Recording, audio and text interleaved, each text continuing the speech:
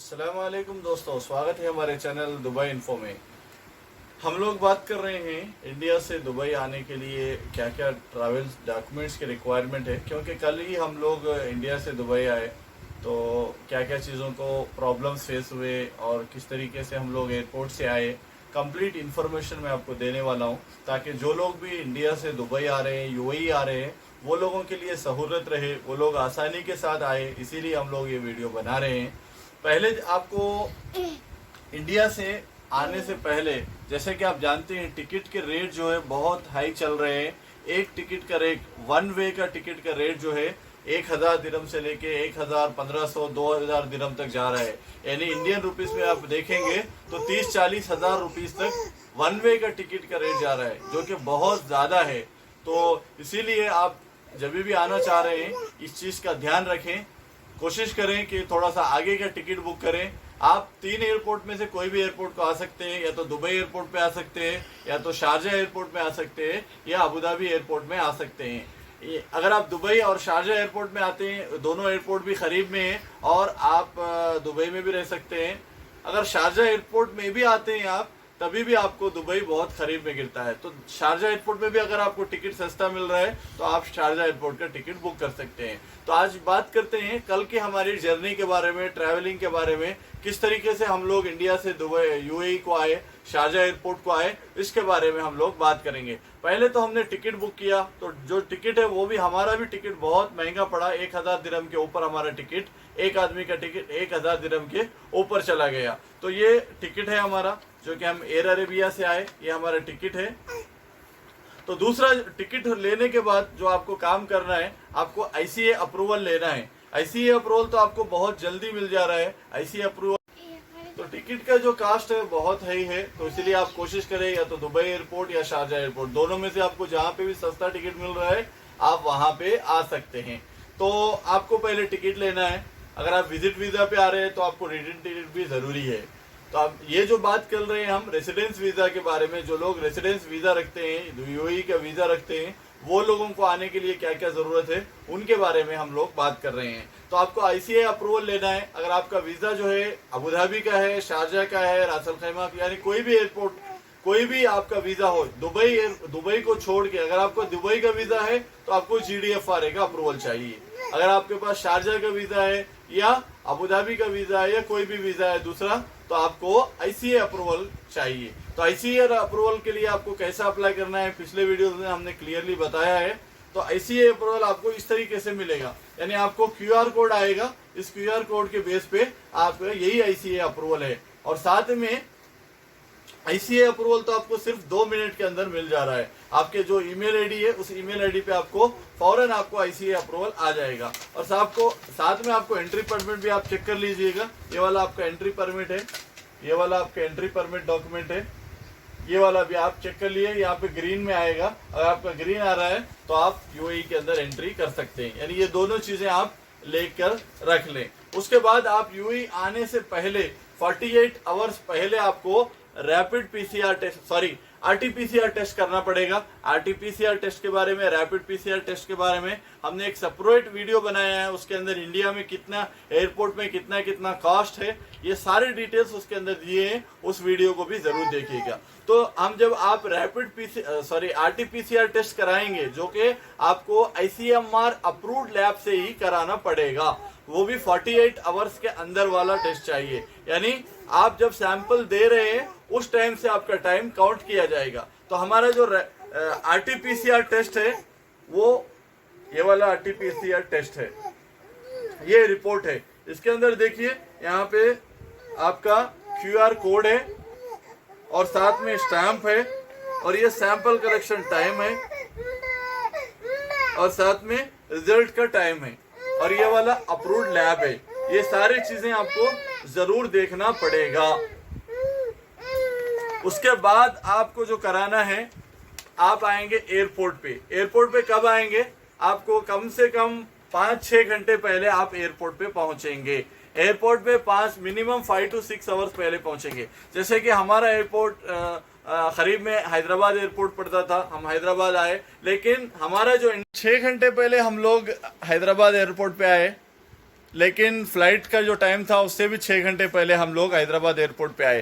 तो airport staff अभी आया नहीं, इसीलिए एयरपोर्ट अथॉरिटीज़ ने हमको रोक दिया। उसके बाद करीब करीब 4 से 5 घंटे पहले एंट्री मिली, यानी 4 से 5 घंटे पहले एंट्री के लिए अलो किया। जब हम लोग एयरपोर्ट के अंदर पहुंचे तो उसके बाद एयरलाइंस अथॉरिटी ने हमारा आईसीए अप्रूवल चेक किया, हमारा टिकट चेक किया।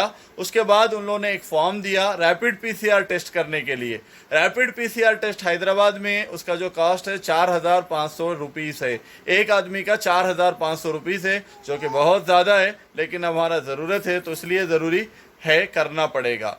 तो रैपिड पीसीआर टेस्ट के लिए वहीं पे यानी सामने एयरपोर्ट में ही आपको रैपिड पीसीआर टेस्ट का सुविधा है, जो कि 4,500 में है, और उसका जो रिज़ल्ट है वो आपको 45 मिनट्स में मिल जाएगा। तो 45 मिनट्स में आपको इमीडिएट रिजल्ट मिल जाएगा। तो आपको जाना है वहाँ पे रैपिड पीसीआर टेस्ट के पास, आपको पैसे पे करना है, इमीडिएट आपको टेस्ट कर लेंगे, उसके बाद आप एयरपोर्ट के अंदर एंट्री कर सकते हैं। जैसे कि आप उसके बाद आप एयरपोर्ट पे एंट्री करेंगे, उसके बाद एयरलाइंस जहाँ पे आपका एयरलाइंस है वहाँ पे जाएंगे, एयरपोर्ट एयरलाइंस में जो आपका काउंटर है वहाँ पे जाएंगे। उसके बाद हमने जो किया, जब लगेज वगैरह सब अंदर डाल दिया, उसके बाद उन्होंने बोर्डिंग पास जो है देने से पहले उन्होंने कहा कि बोर्डिंग पास के लिए आपको रैपिड पीसीआर टेस्ट का रिपोर्ट बताना पड़ेगा। तो फिर उसके बाद वहाँ से भेज दिया, हम लोग वहाँ पे गए, थोड़ा सा इंतज़ार किया 10-15 मिनट, उसके बाद हमारा रैपिड पीसीआर टेस्ट का रिपोर्ट आ गया। फिर रैपिड पीसीआर का टेस्ट का रिपोर्ट जो है इस तरीके से रैपिड पीसीआर टेस्ट का रिपोर्ट है, ये वाला रैपिड पीसीआर टेस्ट का रिपोर्ट है, इसके अंदर भी क्यूआर कोड है, ये वाला रैपिड पीसीआर का टेस्ट का रिपोर्ट है। फिर उसके बाद जब रैपिड पीसीआर टेस्ट का रिपोर्ट बता दिया, उसके बाद एयरपोर्ट अथॉरिटीज ने एयरलाइंस वालों ने हमको बुक जो हमारा बोर्डिंग पास था वो बोर्डिंग पास दे दिया। बोर्डिंग पास लेकर हम लोग आगे बढ़े, उसके बाद इमिग्रेशन के पास पहुंचे, इमिग्रेशन किया। उसके बाद इमिग्रेशन होने के बाद सिक्योरिटी चेक हुआ, सिक्योरिटी चेक होने के बाद फिर हम लोग आगे आए एयरपोर्ट पे। फिर उसके बाद हम लोग फ़्लाइट में चढ़ गए, वहाँ पे फ़्लाइट के लिए भी वेट करना पड़ा। वैसे भी एयरलाइंस का टाइम जो था एयर इंडिया का 4 बजे था, लेकिन फ़्लाइट निकला 5 बजे, तकरीबन 5 बजे, तकरीबन 1 घंटा लेट हुआ। तो उसके बाद हम लोग फ़्लाइट से इंडिया से दुबई आ गए, यानी शारजा एयरपोर्ट पे लैंड हुआ। शारजा एयरपोर्ट पे लैंड होने के बाद एयरलाइंस के अंदर ही तकरीबन आधे घंटे से 40 मिनट तक एयरलाइंस के अंदर रुकना पड़ा, क्योंकि एयरलाइंस की तरफ से, एयरपोर्ट अथॉरिटी की तरफ से शायद परमिशन नहीं था, इसीलिए एयरलाइंस के अंदर तकरीबन 1 घंटा रुकना पड़ा। तो आधा से 1 घंटा वहाँ पे एयरलाइंस में रुकना पड़ा। उसके बाद वहाँ से बस से वो लोग लेके आए, फिर रुकाए, फिर वहाँ पे आके पीसीआर टेस्ट करने से पहले 1 घंटा वहाँ पे बिठा दिए। तो तकरीबन 1 से 1.5 घंटा जो है आपको वेट करना पड़ेगा। अगर आप शारजा एयरपोर्ट पे आ रहे हैं, शायद आपको 1 से 1.5 घंटा वेट करना पड़ सकता है, क्योंकि वहाँ पे बहुत सारे, शायद इसलिए कि रश ज़्यादा था, बहुत सारे एयरलाइंस सेम टाइम पे आए थे। हम लोग सुबह 7 बजे लैंड हुए, शायद वही टाइम पे बहुत सारे एयरलाइंस आए थे। चेन्नई से एयरलाइंस आया था, कायरो से आया था, बहुत सारे एरिया से एयरलाइंस आए थे। वहाँ पे जितना ज़रूरत थी उससे ज़्यादा एयरलाइंस थे, उससे ज़्यादा लोग थे, इसलिए वेट करना पड़ा। तो इसीलिए वहाँ पे 1-1.5 घंटा वहाँ पे लग गया। उसके बाद जब पीसीआर टेस्ट कंप्लीट हो गया, फिर पीसीआर टेस्ट के बारे में एक बात बता दूं, अगर आपके पास यूएई का आपके पास फ़ोन नंबर नहीं है, तो उन्होंने कहा कि अगर आपके पास यूएई का फ़ोन नंबर रहना ज़रूरी है। अगर यूएई का फ़ोन नंबर नहीं है तो आप यहाँ पे यूएई का सिम खरीद लीजिएगा। यानी जो लोगों के पास यूएई का सिम नहीं है तो वहाँ पे आप यूएई का सिम खरीद सकते हैं, आपके डॉक्यूमेंट्स बता के 50 से 100 दिरहम का उसका चार्जेस होगा, तो वो पैसे देकर आप यूएई का सिम खरीद सकते हैं, इमीडिएटली एक्टिव भी हो जाएगा। तो आपको यूएई का सिम होना ज़रूरी है। तो उसके बाद वहाँ पे पीसीआर टेस्ट हुआ। पीसीआर टेस्ट के बाद वहाँ से लेके जाके हमको शारजा एयरपोर्ट पे, या जहाँ पे इमिग्रेशन वगैरह होता है वहाँ पे छोड़ा गया। यानी शारजा एयरपोर्ट पे इमिग्रेशन के लिए तो सिर्फ 5 से 10 मिनट के अंदर इमिग्रेशन ख़त्म हो गया। उसके बाद लगेज में जब गए तो लगेज तो ऑलरेडी आया हुआ था, वो भी 5-10 मिनट में ख़त्म हो गया। तो उसके बाद हम लोग एग्ज़िट हो गए, उसके बाद बाहर आ गए।